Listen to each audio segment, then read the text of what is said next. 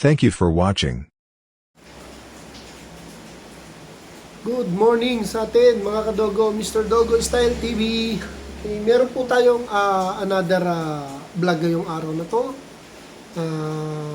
Naging interesado rin ako dito dahil lalo na nung ako'y bagong nag-aalaga pala ng mga aso, even pusa, pero mostly aso.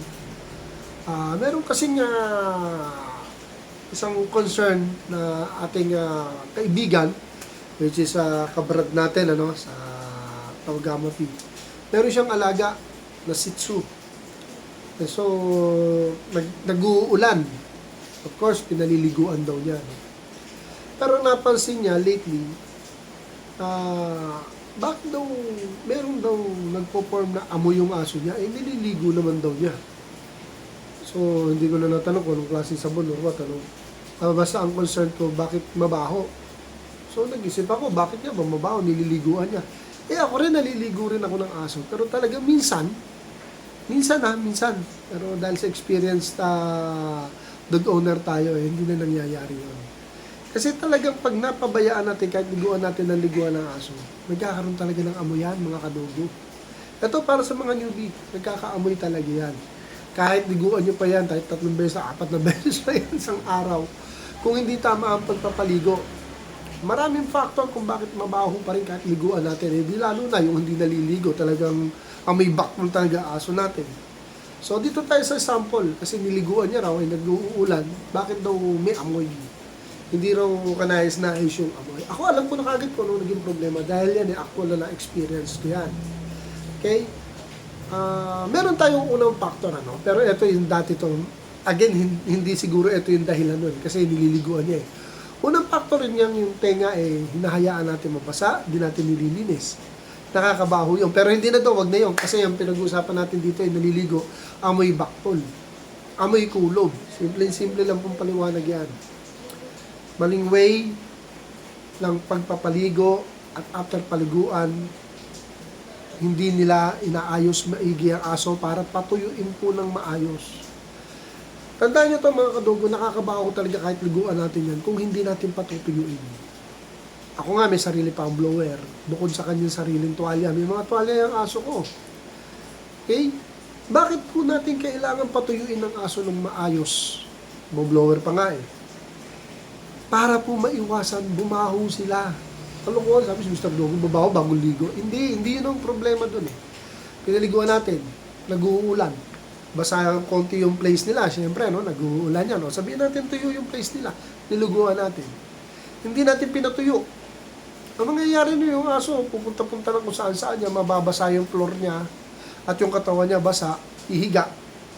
Pag nahiga yan, tatagal yan, napipipi yung balahibo niya na basa, tatayo, lilipat, hihiga. So, ibig sabihin po, may tubig yung katawan niya. Yung balahibo niya may tubig. Nakukulob dahil hindi nga natin pinatuyo ng maayos, kaya bumabaho.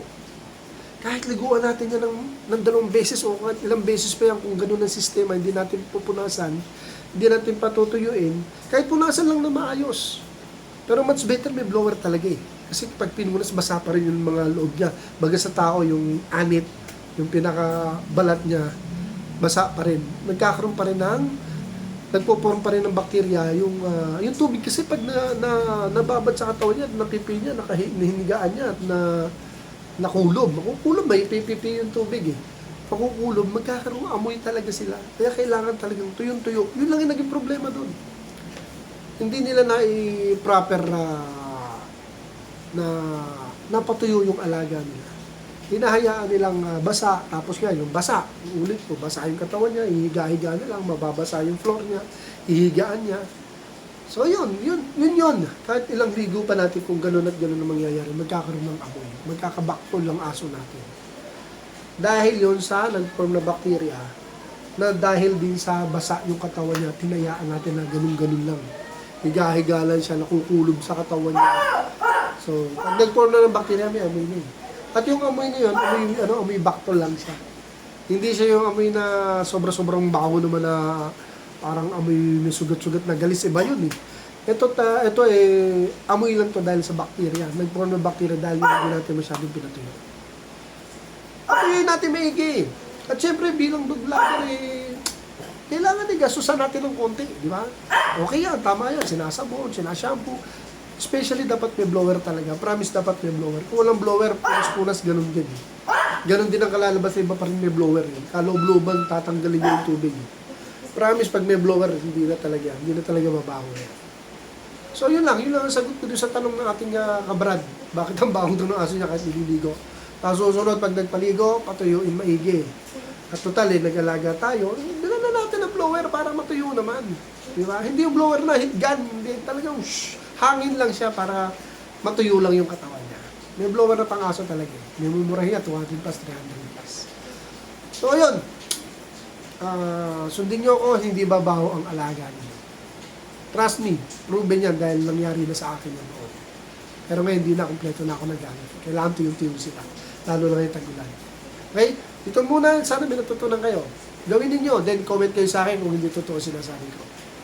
Iwas tayo dun sa mag-amoy kulob yung or bumaho ang ating alaga. Proper lang dapat ang gagawin natin para mapatuloy sila. Dapat talaga i-blow yan. Okay, dito na muna mga kadogo. Mr. Dogo Style TV. Till next time! Isang maulang araw. Bye-bye!